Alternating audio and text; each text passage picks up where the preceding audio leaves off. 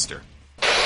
TNA is in the midst of their European tour. Impact this past Thursday night was from Glasgow, Scotland. Hot crowd in Scotland. I enjoyed most of the show. I thought the last 15 seconds was pretty dumb.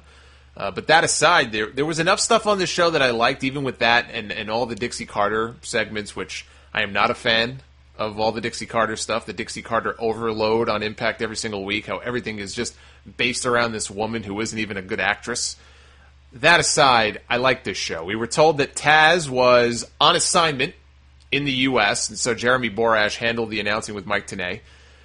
Yes, if by assignment you mean sitting on the couch eating Malamars and watching the show on TV, then yes, Taz was on assignment.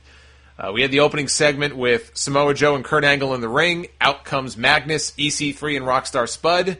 They have a verbal joust back and forth. This was all just to set up the main event, which was a tag team match pitting Joe and Kurt against Magnus and EC3, with the stipulation that if Magnus and EC3 won, Kurt and Joe would be gone from TNA. Now, I wonder, why would Dixie Carter want that? Dixie Carter, when she came out, didn't seem overly bothered by that aspect of the stipulations. Why would Dixie, as the owner of the company, want to lose after already losing AJ Styles, who she hated? Okay, fine.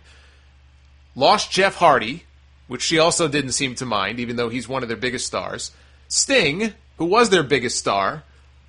She's perfectly content, apparently, to lose Samoa Joe and Kurt Angle and Jeff Hardy and Sting and AJ Styles. I am convinced that the Dixie Carter character, based on the stupid decisions that she makes, the way she acts, and this, actually wants her company to die.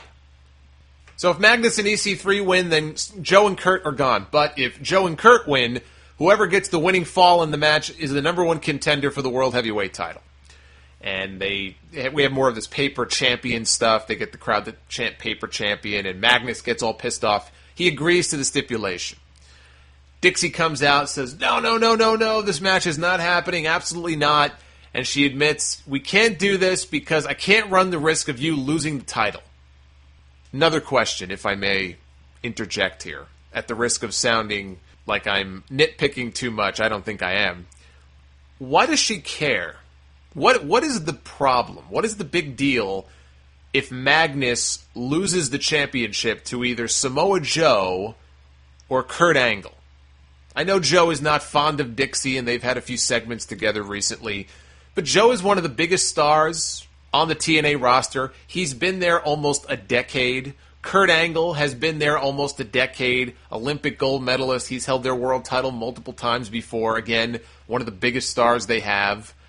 Why is Dixie having a nervous breakdown that Magnus might lose the belt to either of these two guys who have been working for Dixie for 8 years now? I don't get this. That's why the stuff with Dixie doesn't work for me, because it just seems forced and contrived and like they're copying off every other wrestling storyline in existence, whether it's WWE, Ring of Honor, because Ring of Honor's done some stuff also with authority figures. You know, back when Jim Cornette was there, they did the stuff with Cornette and Kevin Steen. I mean, the whole authority figure against your top rebel babyface storyline has been done to death in wrestling. You know, you could point to Austin versus McMahon, kind of was maybe the most successful version of it. At least then, you know, Austin would come out and he would flip people off. He was completely disrespectful, drank beer, all the shit that Austin put McMahon through.